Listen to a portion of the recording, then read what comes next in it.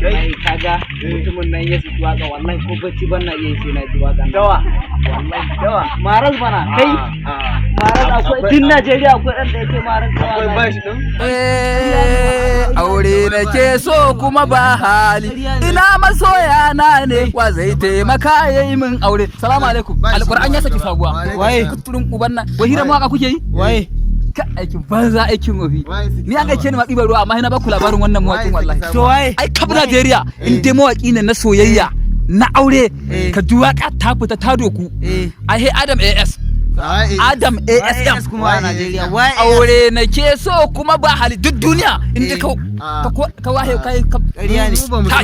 yo Allah na hai bashi ne magana malam kai ana magana maka min aure ina masoya kai wai maras bashi kai wannan bashi kuma ana magana ta Adam ASM kai bashi Allah tsina uwar bashi uwar bashi uban mele ba la ilaha illallah kai ka san yadda zamu da matsala fa wallahi mu lallaba a kai shi asibiti ba wanda ya gani mu kai shi asibiti tun muna mu biyu da kai akai abin nan asibiti gaskiya daga zaran musu daga musu ba da musu ba fa abun so bane fa alquran musu ba abun so bane sannu yanzu ya za a yi kai shi asibiti shi amma sama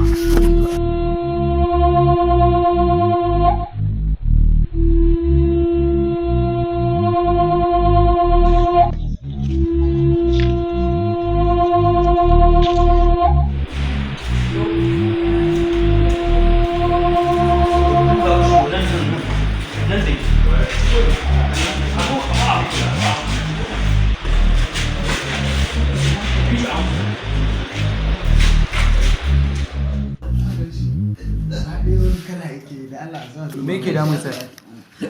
kai buga me ke damun sa wannan kai a wannan sai da kira babban likita bari kira shi yanzu kuwa. Assalamu alaikum. Hello to ka karaso wannan emergency ne kai wannan bari a makala masa ruwa dai bari in sa masa ruwa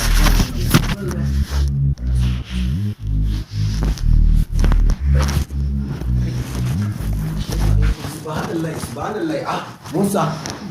wannan ne mara lafiya shine mara lafiya sai an sa masa ruwa ya sa masa ruwa Najeriya wallahi da dutse aka maka shine yake wannan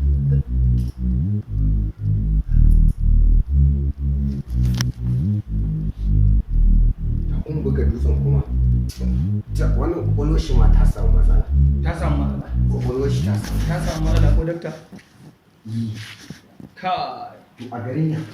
wallahi fada